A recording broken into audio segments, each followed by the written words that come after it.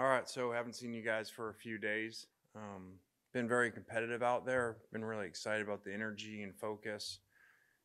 For those of you kind of following the schedule, we've gone with a little bit different schedule than traditional. So we do practice a little bit less this way and do a lot more kind of walkthroughs and classroom stuff to take care of their bodies a little more. So that's why you don't see quite as much time on the field and number of practices. But I thought guys have been really competitive out there. We got, as you know, a ton of new guys. That's exciting to see. But at the same time, that excitement comes with a lot of work to get them all pieced together. Questions? Just want to start a little bit with slightly off-topic question, but last week, obviously, there's big movement in college sports with the Pac-12 basically dissolving and Big 10, Big 12 picking up the schools, and then coach in the Pac-12. I just kind of wanted your thoughts on all this realignment, and do you think it's good for college sports and for college athletes? The end of that question is not good for college athletes. I think it's really sad for fans, that want to travel to games. And, we're just talking about football here, but let's talk about all the sports that now got to fly around the country. They played weekdays. They get back at 4 in the morning. They got to go to school. Parents aren't going to be able to see near as many games, families. So you guys know I just call it what it is. It's obviously about money. So anybody that says these decisions, well, they weren't about money or money was just a small factor. No, I mean, you don't do that to all your student athletes. That's not in the betterment of the student athlete at all. So, but it is what it is. It's about money. And so just like we do, call it what it is.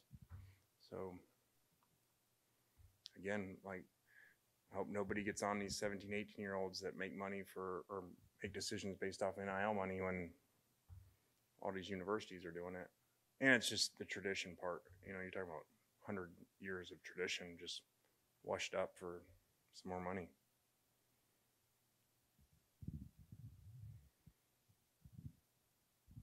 Kind of back to the practice field, you talked about excitement and just worried about this defense and Golding and all the new pieces and everything, just trying to mesh after a week of practice film and just kind of looking, how are you seeing that defense progress with all these new faces? Really well.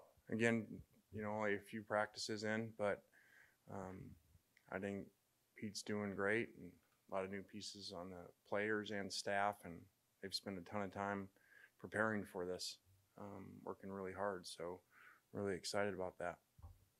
And kind of going off that, especially defensively, you talk about energy and competitiveness. It seems like Kaneto Hudson out there is just kind of getting it from the very jump. When you brought him on the staff, just what do you feel like he really brought to the table, and what do you feel like he kind of brings to the secondary?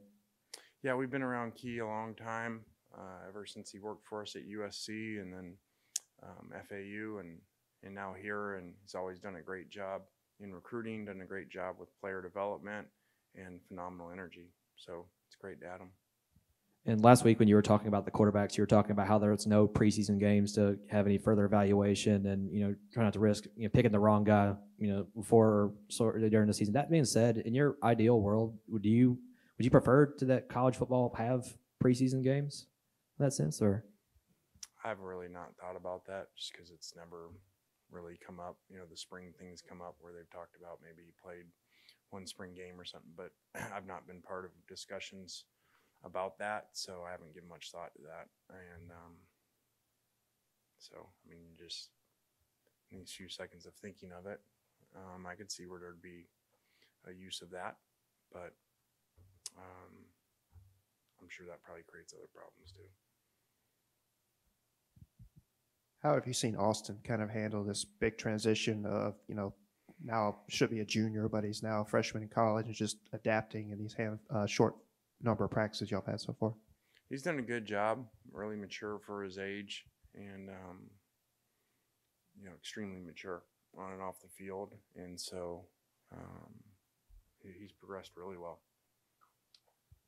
We can see just from the time we've been out there that obviously Aiden Williams is really gifted.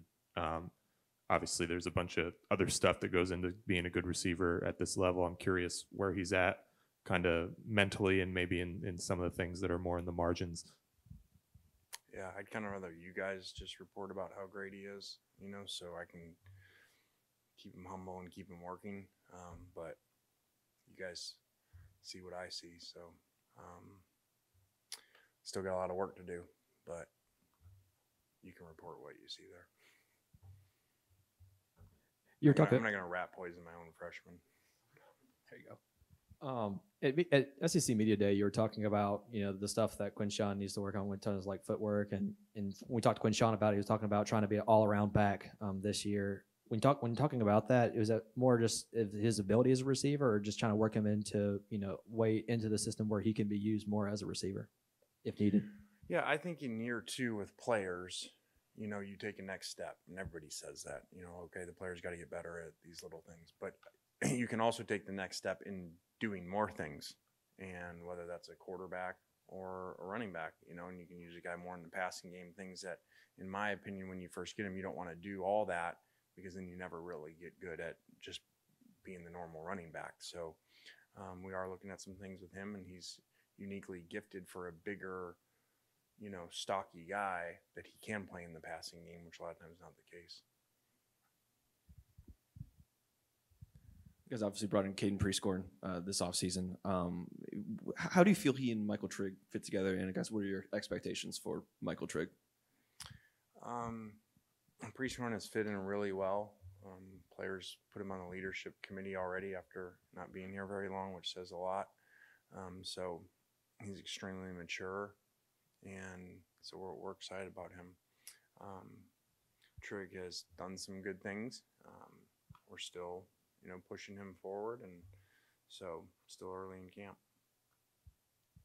When Matt was here, you guys had a really good relationship, and that probably played a role in that good of a season that second year with him. Is your relationship with Jackson Dart anything comparable to that?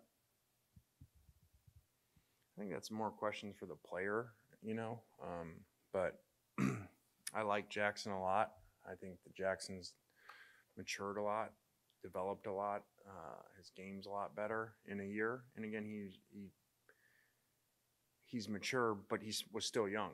He was second year of college and first year here. So I like Jackson a lot, and he is really growing into a leader of this team.